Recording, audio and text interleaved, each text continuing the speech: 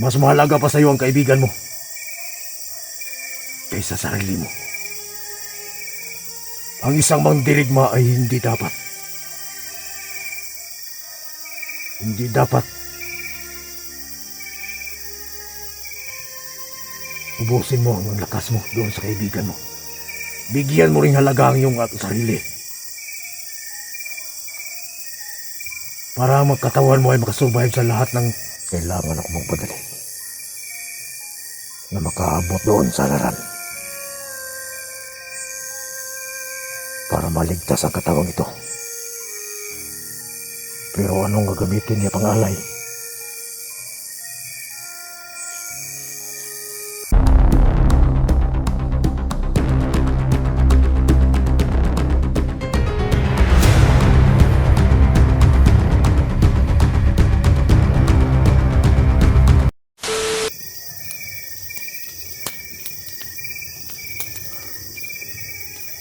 Tiyo Kulto, hari ng mga kulto. Tiyo, tulungan mo ako. Halos naubos ng lakas ko sa pagtawag ng mga espiritu.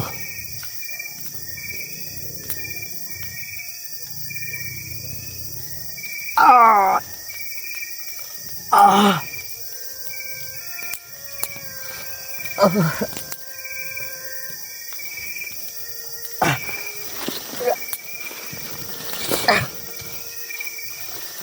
Kasakit ang ulo.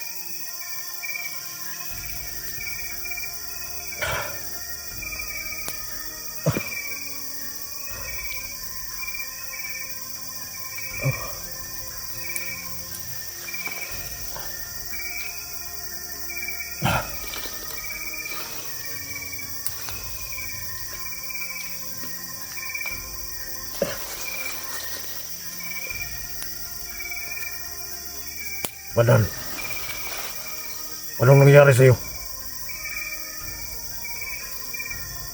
Bakit ka nanghihina? Bakit ka wala ng lakas?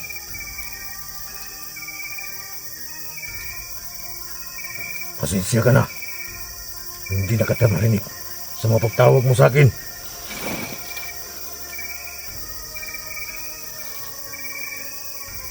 Narinig lang kita. Dahil gumawa ka ng ritual ng apoy.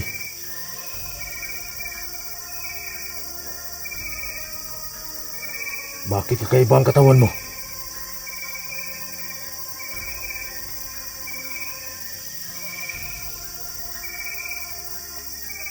Bakit napasok ka ng mga demonyo? Dahil sa kapabayaan mo.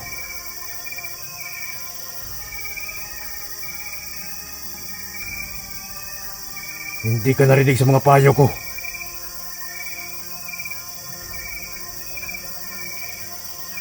Tingnan mo. Anong nangyari sa katawan mo? Napasok ka na ng mga demonyo.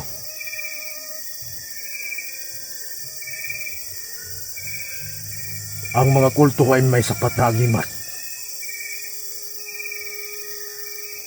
Basta ito ay alagaan mo. At bigyan mo ng halaga para maging malakas sa katawan mo. Ginagamit mo husto. Tama ka. Ginagamit mo husto ang mga gimat namin na pinahiram lang sa iyo. Pero anong nangyari? Halos ikaw wala ng proteksyon. Dahil sa mga tulong mo doon sa mga kaibigan. Mas mahalaga pa sa iyo ang kaibigan mo kaysa sa sarili mo. Ang isang mandirigma ay hindi dapat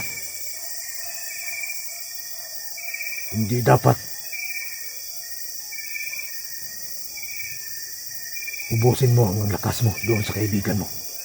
Bigyan mo ring halaga ang iyong sarili. Para magkatawan mo ay makasurvive sa lahat ng mga kalaban mo.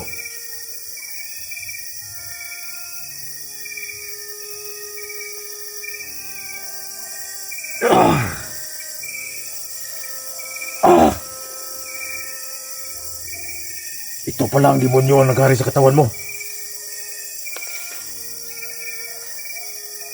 Gusto siyang gumamit sa katawan mo.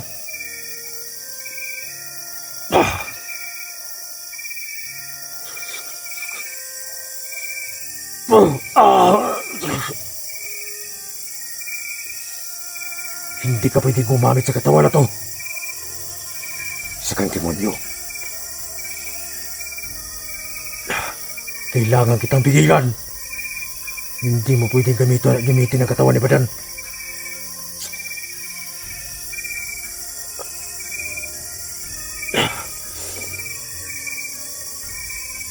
Kawawa ka, Badan.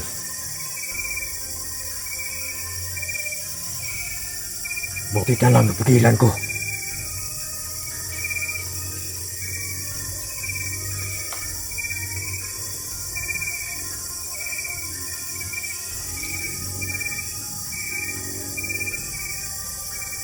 Tandaan mo.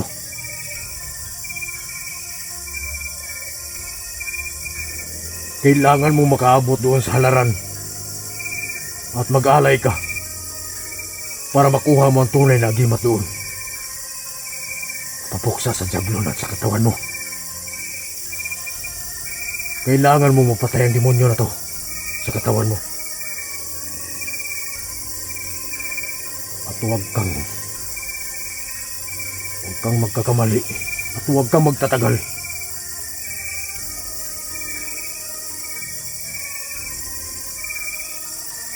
At huwag kang manghinaan ang loob. Mas lalo silang lumalakas pag nahihina ka na.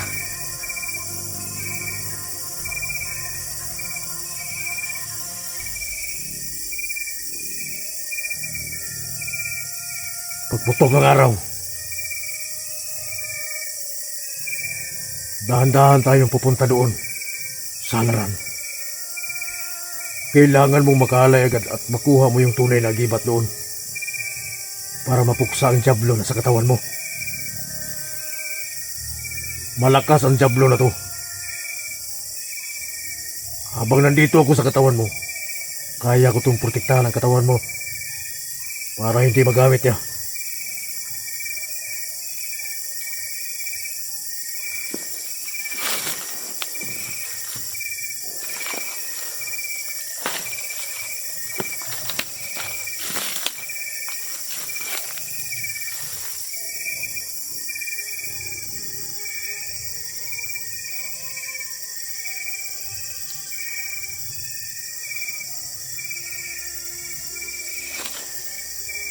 Napakasaplak pang buhay mo ngayon.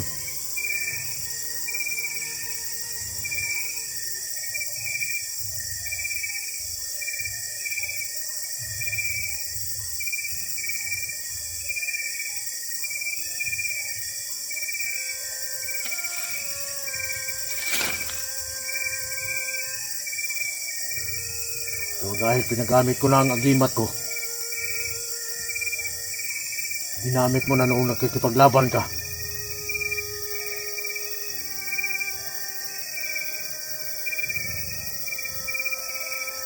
Kaya nangihina rin ako.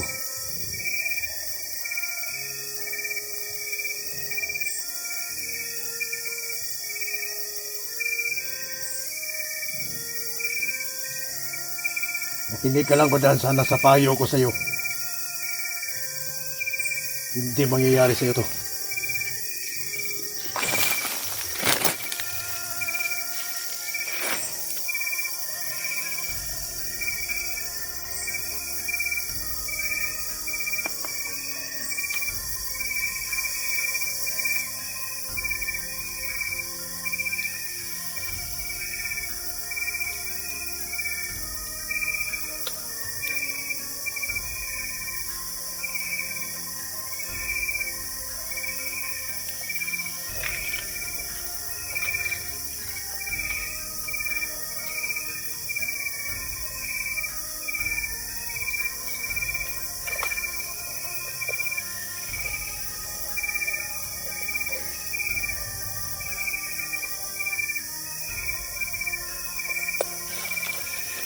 Huwag kang mag-alala. Ako ang gabay mo. Kahit huli ka na mag-alay sa akin.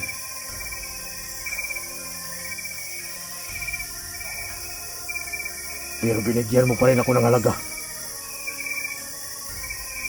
Eh, hindi ko malilimutan yun. Matagal na tayo nagsasama, Badan.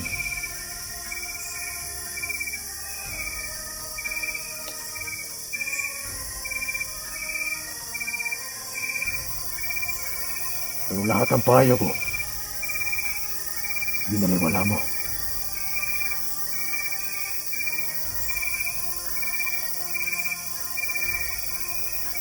Kailangan mo makaabot ka agad doon sa laran at makagawa ng alay.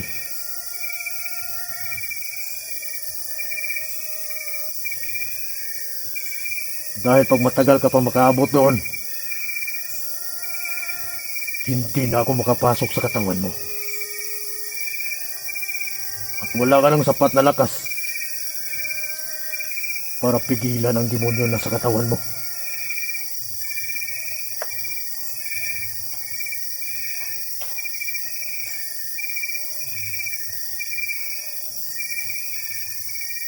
Malayo pa yun dito yung halaran.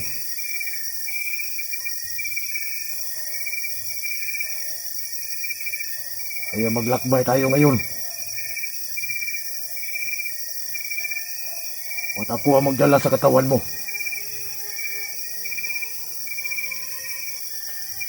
Para makaiwas tayo sa mga demonyo. At mapigilan ko yung demonyo na nandito sa katawan mo. Ang demonyong pumasok sa katawan mo ay isang prinsipe na kadiliman.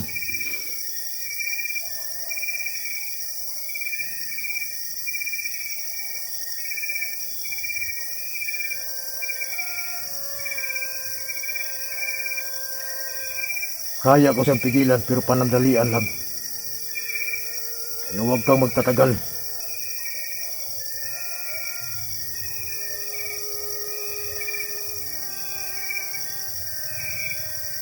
Ang katawan mo ay puno ng gutom. At pinabayaan mo pa yung punyal. Yung punyal na pwedeng tumapo sa mga demonyo.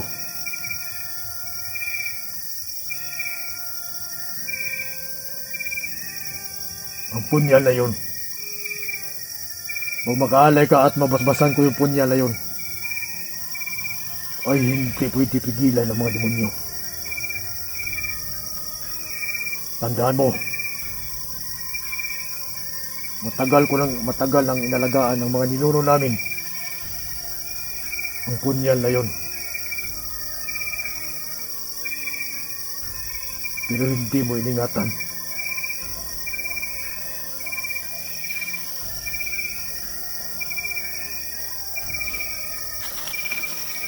Naramdaman ko. Hinahanap mo yun. Pero hindi mo na makita. Dahil ang mga mata mo ay binigyan ng lamat para hindi makita ang dinaanan mo. Kaya nakaabot ka sa lugar na to.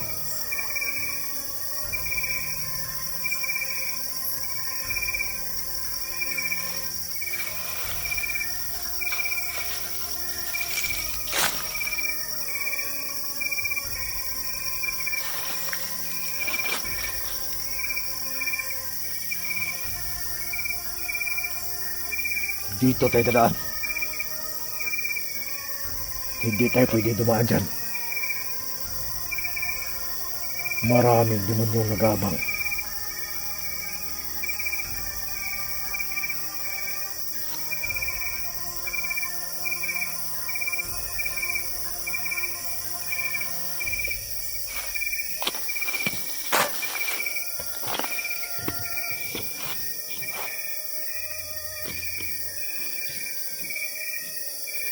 Nakakalungkot isipin.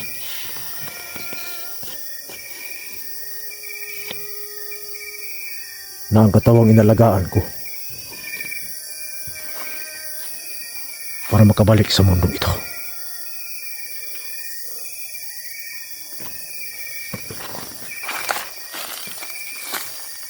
Muntik nang masira ng mga demonyo.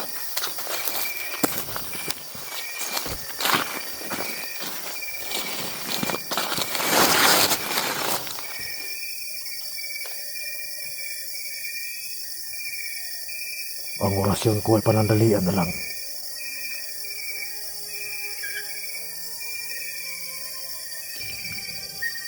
Dahil mas marami ang nagamit ni Baban nung ginamit niya ito.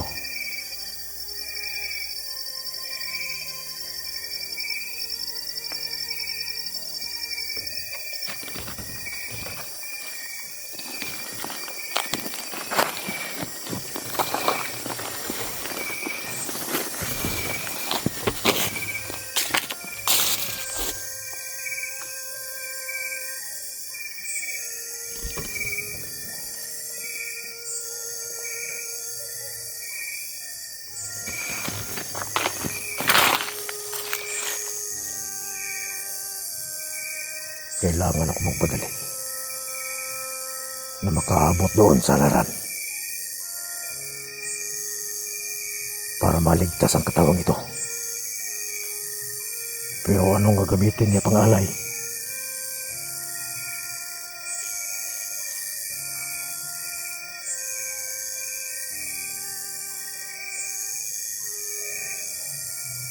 Si Badan ay wala pang pangalay. Hindi pwede.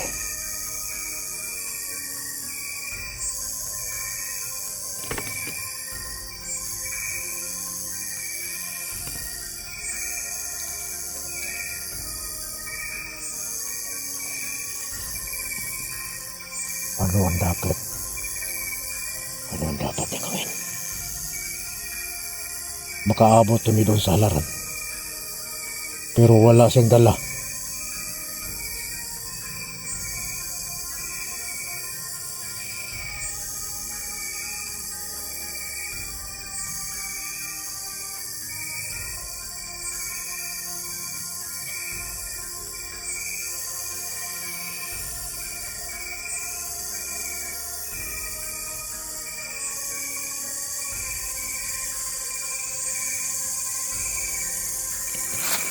Kailangan ko pag-isipan to. Dito na lang ako sa unahan.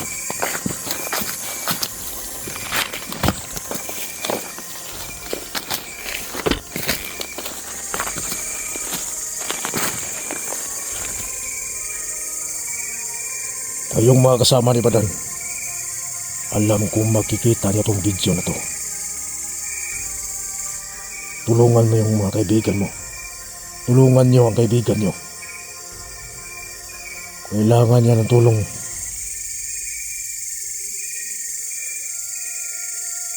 Alam ko nang hahanap rin kayo sa kanya.